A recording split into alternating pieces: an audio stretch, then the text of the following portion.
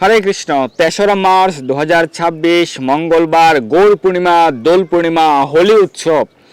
কিভাবে আপনারা হোলি উৎসব পালন করবেন, দোল পূর্ণিমা কিভাবে পালন করবেন, এই দোল উৎসবে কী কী করতে হবে, এদিন কী কী করবেন, এবং সারা বিশ্বে পূর্ণিমা তিথির সময়সূচি আমরা প্রদান করেছিলাম।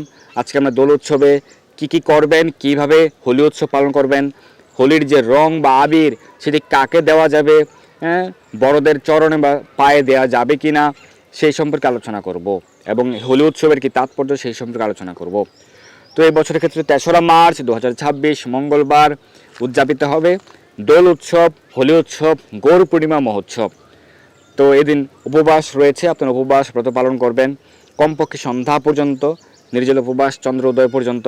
কিন্তু ওই দিন যেহেতু চন্দ্রগ্রহণ রয়েছে, পূর্ণগ্রাস চন্দ্রগ্রহণ ভারতের দৃশ্য, সেই কারণে গ্রহণ শেষ হওয়ার পর কিন্তু ফলমূল আদি অনুকল্প প্রসাদ গ্রহণ করতে হবে।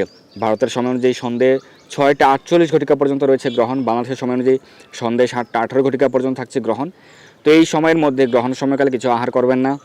আর পূর্ণগ্রাস চন্দ্রগ্রহণকালে অবশ্যই গঙ্গা স্নান করতে হয়। আপনারা বাড়িতে 3বার গঙ্গা গঙ্গা উচ্চারণ করে স্নান করবেন এবং স্নান করে এই গ্রহণের সময় অতিক্রান্ত হওয়ার পরে আপনারা ফলমূল গ্রহণ করতে পারেন। আর যারা একাদশীর মতো করে সবজি, একাদশীর মতো করে পায়েস, সাবুদানা পায়েস রান্না করতে চান অনুকল্প প্রসাদ হিসেবে গ্রহণ করার জন্য, সেটি গ্রহণ শেষ হওয়ার পরে রান্না করবেন এবং এরপর ভগবানকে নিবেদন করে গ্রহণ করতে পারেন। আর পরদিন সূর্য উদয়ের পর পালন করতে হবে। পরদিন সূর্য উদয়ের পর অন্ন বা রুটি বা ছাতু প্রভৃতি গ্রহণ করে আপনারা ব্রতের পালন করবেন। আর যদি কেউ অসুস্থ থাকেন যে আপনি সন্ধ্যা পর্যন্ত নির্জল উপবাস করতে পারছেন না, বা গর্ভবতী মায়েদের ক্ষেত্রে আপনারা ফলমূল গ্রহণ করতে পারেন, কিন্তু গ্রহণকালে কিছু আহার করবেন না। তো এই দিন উপবাস পালন করবেন, পরদিন পালন করবেন। পরদিন জগন্নাথ মিশ্র উৎসব রয়েছে, যেরকমভাবে জন্মাষ্টমীর পরদিন নন্দ উৎসব থাকে, নন্দ মহারাজ বিশেষভাবে উৎসব পালন করেছিলেন, সেরকমভাবে শ্রীমন মহাপ্রভুর আবির্ভাব উপলক্ষে জগন্নাথ মিশ্র তিনি বিশেষভাবে উৎসব পালন করেছিলেন, সকল গ্রামবাসীকে তিনি ভোজন করেছিলেন, দান করেছিলেন। তো সেই কারণে আপনারাও বাড়িতে বিশেষভাবে অন্ন ব্যঞ্জন, পিঠা পুলি পায়েস রান্না করে আপনারা প্রেম ভক্তি সহকারে রান্না করে ভগবানকে ভোগ নিবেদন করবেন। মার্চের 4 তারিখ বুধবার, এবং আপনার প্রতিবেশী সকলকে সেই মহাপ্রসাদ প্রদান করতে পারেন। নিকটস্থ ইস্কন মন্দিরে গিয়ে এই মহোৎসবে যুক্ত হতে পারেন, জগন্নাথ মিশ্র উৎসবে গৌর পূর্ণিমা, দোল পূর্ণিমার পর দিন। শ্রীমন মহাপ্রভুর যে সকল দ্রব্য, যে সকল শাক, যে সকল দ্রব্য, সবজি, ফল, পছন্দের প্রিয় সবজি, প্রিয় ব্যঞ্জন, সেই সম্পর্কে আমাদের বিস্তৃত আলোচনা রয়েছে। আমরা গত বছর আলোচনা করেছিলাম, আমাদের চ্যানেলে রয়েছে, আপনারা দেখে নেবেন। তো এই গৌর পূর্ণিমা, দোল পূর্ণিমা আপনারা পালন করবেন। একবার শ্রীকৃষ্ণ তিনি বাল্যকালে যশোদা মায়ের কাছে গিয়ে তিনি অভিযোগ করেছিলেন, হে মা, দেখো তো আমার বর্ণ, আমার গাত্রবর্ণ হচ্ছে কৃষ্ণবর্ণীয়, কিন্তু আমি কতটা শ্যামবর্ণের, আর রাধারানী তিনি কতটা সুন্দর শুভ্রবর্ণ, শ্বেতবর্ণ, তাহলে কেন পার্থক্য? তিনি খুব দুঃখ প্রকাশ করেছিলেন। তখন তার মা বলেছিলেন, যশোদা মাতা বলেছিলেন যে এই ফাল্গুন মাসের পূর্ণিমাতে তুমি গিয়ে আবির প্রদান করবে। তুমি যখন তোমার গাত্রে আবির দিবে, রাধারানীকে আবির দিবে, তাহলে দুজন একই বর্ণ হয়ে যাবে এবং কোনো পার্থক্য থাকবে না। তো কৃষ্ণ বাল্যলীলায় তিনি এরকমভাবে এই ফাল্গুনের পূর্ণিমাতে আবির প্রদান করেছিলেন রাধারানীর গাত্রে সকল গোপিকাদেরকে, এবং সকলে একই বর্ণ হয়েছিল। কৃষ্ণ খুব আনন্দ করেছিলেন। তো সেই কারণে সকল ভক্তগণ কিন্তু আবির প্রদান করেন। কিন্তু আবির ভগবান শ্রীকৃষ্ণের পাদপদ্মে দেওয়া যাবে, ভগবানের চরণকমলে দেওয়া যাবে, ভগবানের চরণকমলে, মুখমণ্ডলে ললাটে দিতে পারবেন। কিন্তু ভগবানের প্রসাদে আবির আমরা বড়দের বা সকলের মুখমণ্ডলে বা ললাটে দিতে পারি, কিন্তু পায়ে বা চরণে নয়। আপনি বড়দের চরণে আবির দিবেন সেটি করা যাবে না। ভগবানের চরণকমলে আপনি আবির প্রদান করতে পারেন। প্রতি মাসের পূর্ণিমাতে কিন্তু গোপিকাগণ সহিত ভগবান বিশেষভাবে রাস উৎসব পালন করতেন, কিন্তু কোনো কোনো মাসের পূর্ণিমাতে বিশেষভাবে রাস উৎসব পালন করতেন। এই ফাল্গুন মাসের পূর্ণিমাতেও দোল উৎসব, রাস উৎসব পালন করেছিলেন ব্রজ গোপিকাগণ। তারা রাধাকৃষ্ণকে দোল প্রদান করেছিলেন, সেই কারণে দোল পূর্ণিমা, দোল উৎসব পালন করা হয়ে থাকে। এবং তারা আবির দিয়ে রাঙায়িত করেছিলেন রাধাকৃষ্ণকে, সকল গোপিকাগণ, এবং কৃষ্ণ কিন্তু রাধারানী সহ সকল গোপিকাকে আবির দ্বারা রাঙায়িত করেছিলেন। এই দোল উৎসবের মহিমা কিন্তু শাস্ত্র উল্লেখ রয়েছে। পদ্মপুরাণের পাতাল খণ্ডে, ব্রহ্মবৈবর্ত পুরাণ উল্লেখ রয়েছে। পদ্মপুরাণের পাতাল খণ্ডের 49 অধ্যায়ের 40 থেকে 50 শ্লোক উল্লেখ রয়েছে। ব্রহ্মবৈবর্ত পুরাণ উল্লেখ রয়েছে। ব্রহ্মবৈবর্ত পুরাণের প্রকৃতি খণ্ড উল্লেখ রয়েছে 27 অধ্যায়ের 22 থেকে 24 শ্লোকে, এবং হরিভক্তি বিলাসেও এই দোল উৎসবের মহিমা উল্লেখ রয়েছে। তো কেন হোলি উৎসব বলা হয়ে থাকে? কারণ পরমেশ্বর ভগবান তিনি কিন্তু তার প্রিয় ভক্তকে রক্ষা করেছিলেন হোলিকার হাত থেকে।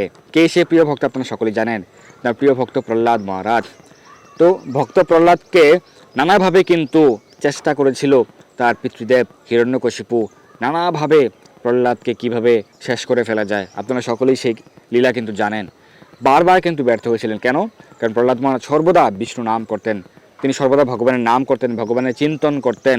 আর প্রহ্লাদ মহারাজ সর্বদা ভগবানের স্মরণ করেছিলেন, সর্বদা ভগবানকে স্মরণ করেছিলেন বলে ভগবান তার প্রিয় ভক্তকে রক্ষা করেছিলেন। আর সেই কারণে হোলিকা দহন হয়েছিল, প্রহ্লাদ মহারাজ রক্ষাপ্রাপ্ত হয়েছিলেন।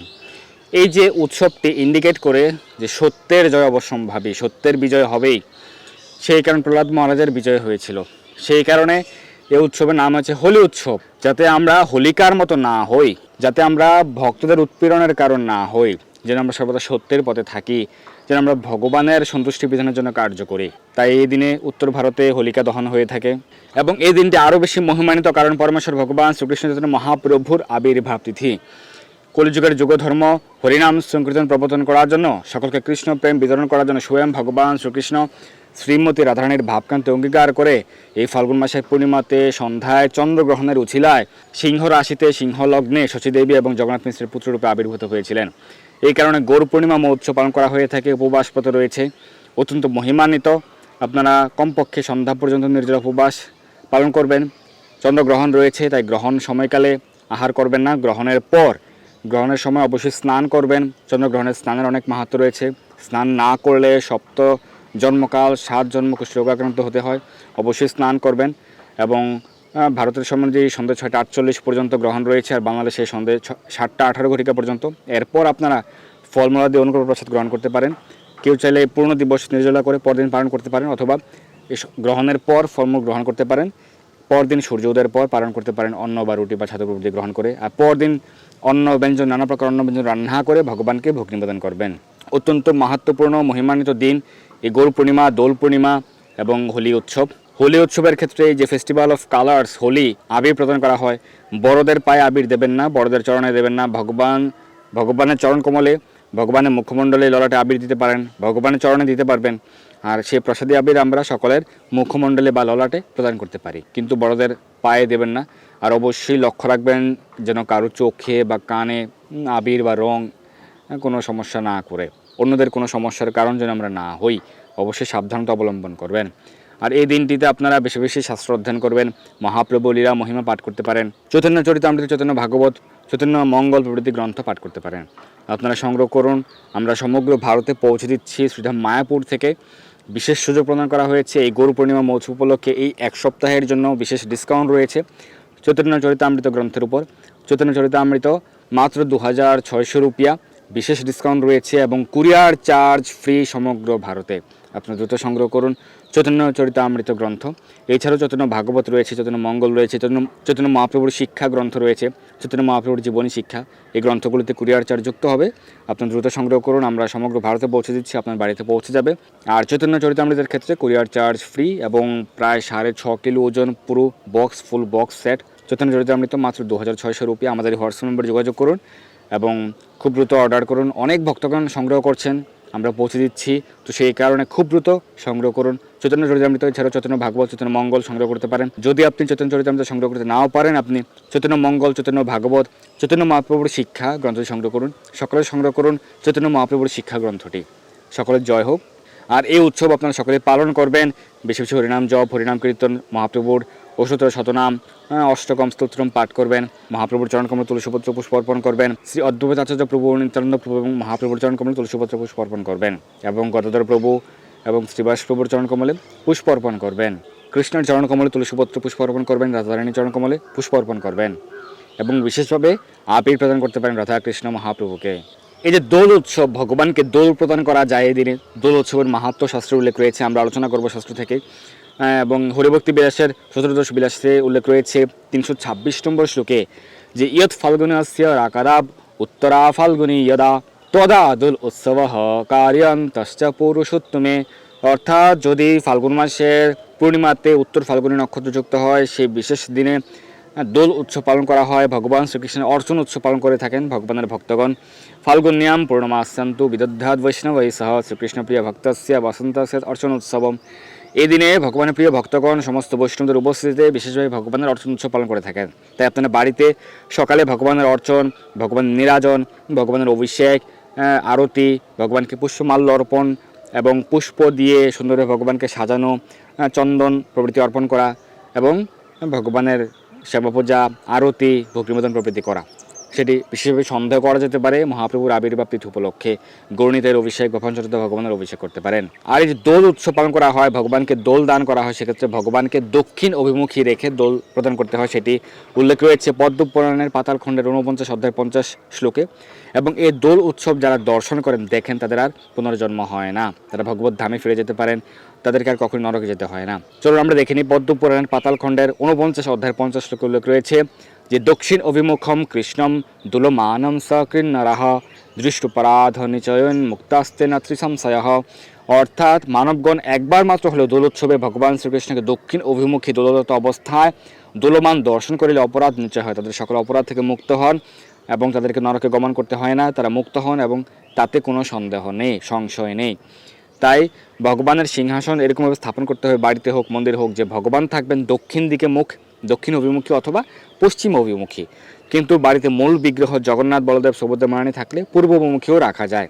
আপনারা দেখবেন যে অনেক জগন্নাথ মন্দিরে ভগবান জগন্নাথ পূর্বমুখী থাকেন, কিন্তু অন্যান্য বিগ্রহের ক্ষেত্রে রাধা মাধব বা অন্যান্য বিগ্রহের ক্ষেত্রে পশ্চিমমুখী অথবা দক্ষিণমুখী রাখা যেতে পারে, জগন্নাথকেও দক্ষিণমুখী রাখা যাবে। তো এই দোল উৎসবের ক্ষেত্রে দক্ষিণ অভিমুখী রেখে ভগবানকে দোল দান করা হয়।